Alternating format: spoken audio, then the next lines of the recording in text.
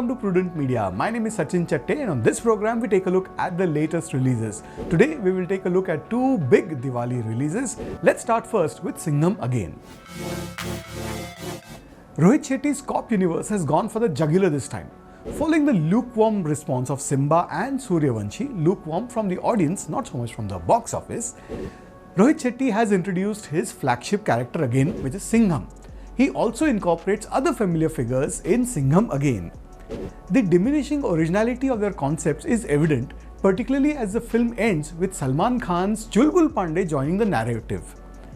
In a bid to revitalize the storyline, they may even consider reintroducing Inspector Vijay from Zanjeer. The shortcomings of Singham Again stem not from a lack of creativity, but rather from its uninspired execution. There was a time when Rohit Shetty's films had some signature stunt scenes. However, these now appear rather mundane. Singham Again is laden with themes of patriotism and references to the Ramayana, indicating that the lessons from Adi Purush have not been adequately learnt. The excessive exposition leads to a sense of over-indulgence. There is so much spoon-feeding, though, that the indigestion kicks in pretty quickly. A Kashmiri youth remarks, "पत्थर मारना तो old fashioned है, ये नए भारत का नया कश्मीर है," which means stone pelting is old fashioned now. This is new Kashmir of new India. In a poignant moment between father and son, before the father leaves on a mission, the son calls out "Papa," and after a brief pause he adds "Jai Hind." The father, a police officer, responds with "Jai Hind."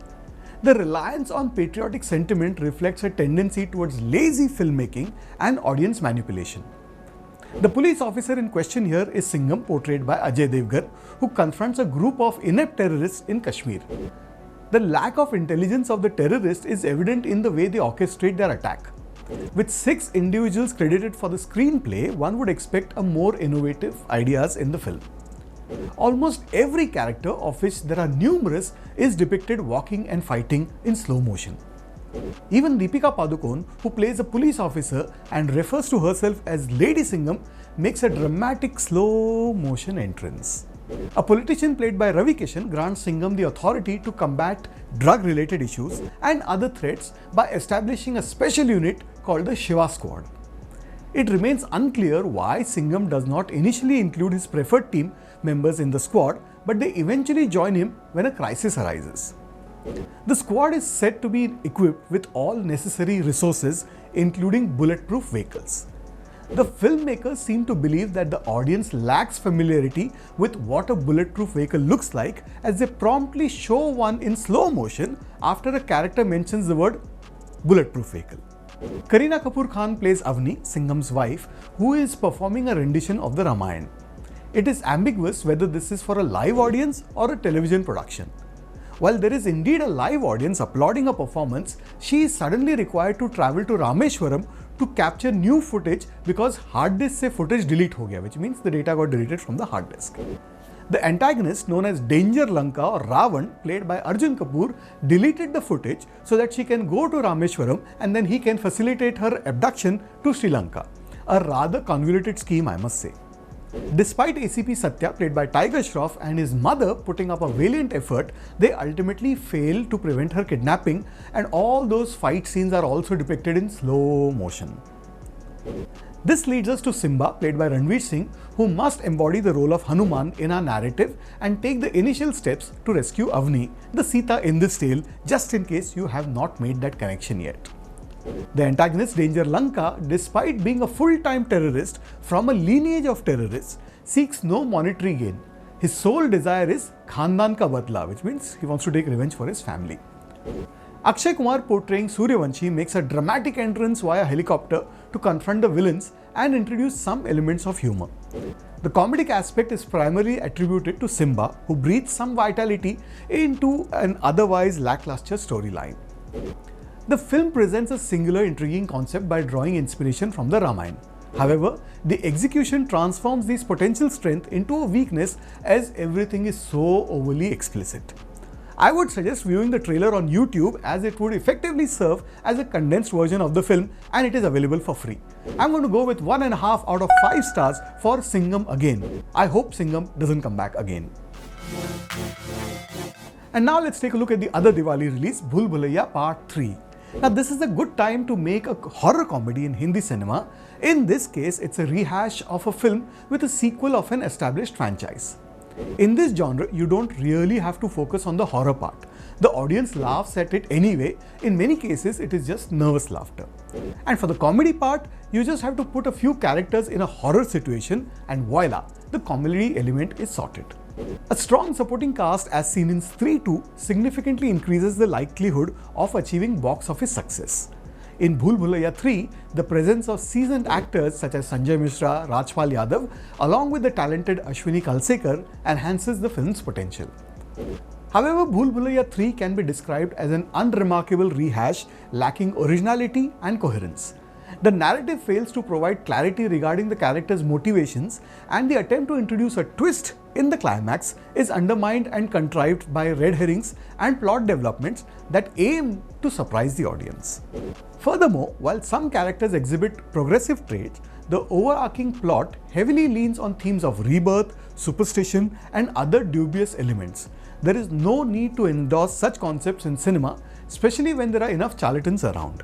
The film begins in Raktaghat, Bengal, early in the 19th century, with a character performing a solo dance to classical music, only to be abruptly sentenced to death by the king. In Bhool Bhulaiyaa, the dead don't remain dead. They come back to wreak havoc on the living, who die promptly. In the present day, Ruhan, also known as Roo Baba, played by Kartik Aaryan, is a thriving con artist who also operates as a ghostbuster. In case you forget his name, which is Roo Baba, the background score will keep reminding you again and again and again. Accompanied by his sidekick Arun Kushwaha, he arrives at the dilapidated palace in Raktaghat, which rumored to be haunted. The spirit in question is Manjulika, confined within a heavily secured room by a formidable lock referred to as the Bhairav Kavach. This lock can only be opened on a specific auspicious day, and Ruhan's presence is warranted due to his striking resemblance to a former prince and his royal family. Meera, played by Tripti Dimri, seeks his assistance on behalf of her father, who anticipates a staggering sum of 1,000 crore rupees for that property. The rationale behind not selling it for a lesser amount, even with the spirit included, remains unclear, but then this is not a film where any of the characters do anything remotely sensible. Meera is a young pretty woman in the middle of the ghost busting business, so you can expect a romantic song with her and Ruhan at one of those exotic locations, which constitutes the sole romantic aspect of their connection. The house also hosts two enigmatic women, Malika, played by Vidya Balan, and Mandira, played by Madhuri Dixit, one of whom is there to renovate the property while the other intends to lease it. Either of them could potentially be Manjulika or her sister. Now the comedic relief is provided by Sanjay Mishra, Rajpal Yadav and Ashwini Kalsekar, who are squatting on the premises. You may have heard of holy water, but in this case it is Pavitra Tel, which is holy oil, which is used to exorcise the ghost. I needed some of it myself to get rid of the excessive boredom, particularly during the climax. The only scene that made me chuckle was a spoof of Shah Rukh Khan's Jawan. Films such as Bhool Bhulaiyaa, which is the third installment in the series, often suffer from a weak narrative that tends to prolong the viewing experience to the point of irritation. The audience finds it difficult to invest in the characters or their fates, wishing only for a swift conclusion to the story. Kartik Aaryan and Tripti Dimri exhibit commendable dedication to their roles given the limitations of the characters that they portray. Meanwhile, Vidya Balan and Madhuri Dixit have minimal involvement, and one can only hope they received adequate compensation for their appearances.